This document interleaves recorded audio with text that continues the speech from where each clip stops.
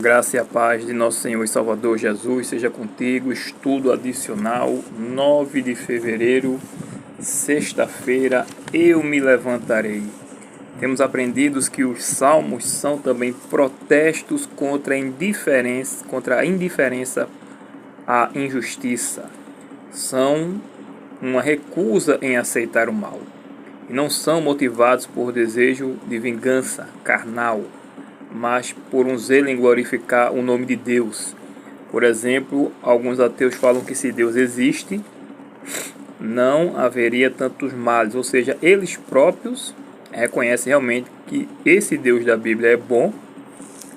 Contudo, eles dizem que se Deus existisse, não existia tantos males, né? Porque o do sofrimento, porque pessoas estão enfermas, crianças nascem com câncer. Então, um dos apelos por vingança do salmista era exatamente para que o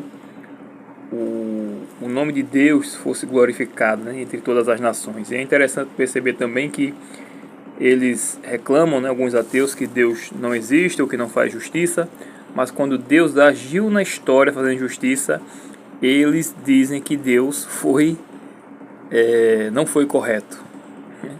Quando, por exemplo, Deus acabou o mundo com o dilúvio, quando Deus destruiu Sodoma e Gomorra, quando Deus arrasou com o Egito foi abençoado por Deus, por meio do seu povo, e quando subiu um faraó que não conhecia a Jeová, nem a José, então eles começaram a oprimir o povo de Deus, mataram os primogênitos masculinos, né, os homens.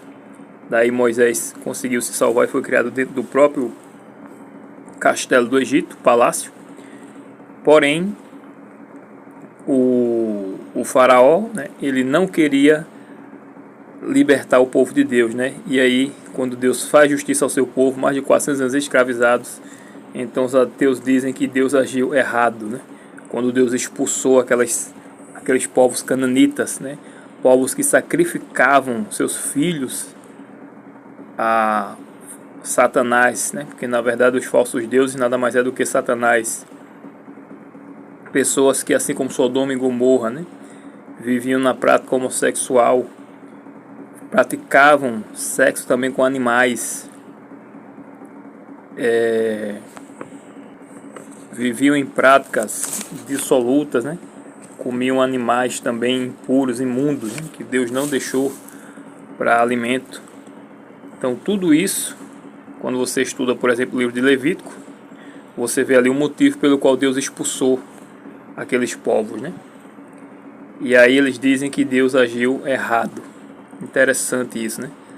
Quando Deus se levanta, os ateus dizem que Deus agiu errado, né? Dentro desse contexto também nós vemos dessa injustiça, né, do clamor por justiça. A gente vê que realmente só vai findar quando o guerreiro divino ele se levantar, né? O Senhor se levantará. Numa citação de Ellen White, falando um pouco do livro de Hebreus também, no capítulo 11, né, começando por Mateus, está escrito: quando por minha causa os insultarem e os perseguirem, alegrem-se e exultem. Ou seja, o cristão seria perseguido.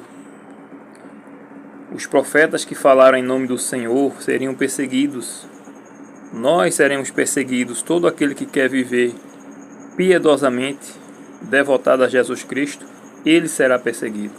Ou pelas forças malignas, pelas potestades do ar, né, buscando fazer alguma coisa para você cair em tentação, ou usando pessoas para tentar tirar o seu sossego e atingir de alguma forma, de modo que você se afaste dos caminhos do Senhor, né? Abel, ele morreu simplesmente porque obedeceu a Deus e o seu irmão o invejou e o odiou por isso. Enoque, a Bíblia fala que andou com Deus, um exemplo para nós, andarmos com Deus em meio à imoralidade, que era a sociedade da época de Enoque,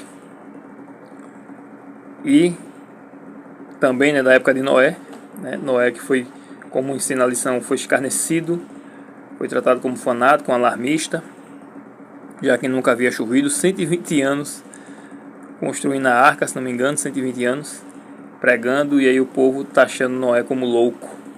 E assim também são os cristãos, né? São taxados como loucos, ignorantes, tolos, porque creem na Bíblia, né? Creem no livro onde uma serpente falou, onde uma jumenta falou, e eles não acreditam nisso, né? Onde o mar se abriu e etc. E outros também, por sua vez, que passaram, assim como Noé, e como muitos de nós hoje, por zombarias. Outros passaram por açoites, ainda passam açoites e prisões hoje, né?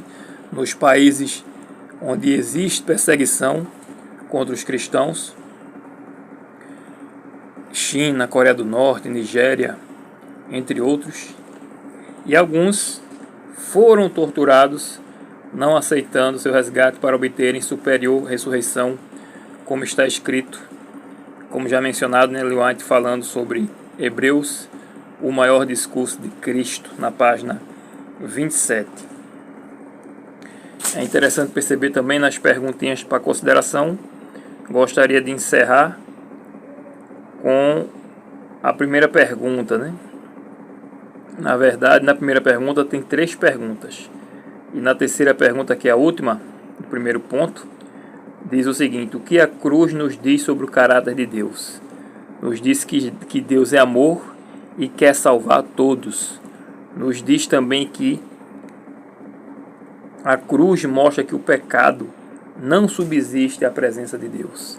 Jesus se fez maldito por nós e pagou o preço, pagou o resgate, porque a transgressão da lei de Deus, ela exige a morte do pecador. E Jesus já pagou o preço por essa lei que é santa, justa e boa e imutável. Só olhar para a cruz e pensar no amor divino, sem ver o mal causado pelo pecado, não é evangelho, porque Jesus veio ao mundo exatamente por conta disso, porque houve a transgressão da lei de Deus, uma lei que não pode ser transgredida, porque senão não haverá paz eternamente. E assim o problema do pecado tem que ser inteiramente resolvido, e como a lição ensina também, virá ser resolvido do santuário celestial, onde o Cristo hoje ministra em nosso favor. Que Deus seja louvado, que amanhã você vá ao culto, e se ficou alguma dúvida, que você esclareça em sala, e que você vá ao culto, vá adorar esse Deus que nos ama e que nos deu seu Filho, pagando o preço pela condenação eterna. Que Deus seja louvado. Feliz dia da preparação, em nome de Jesus. Amém.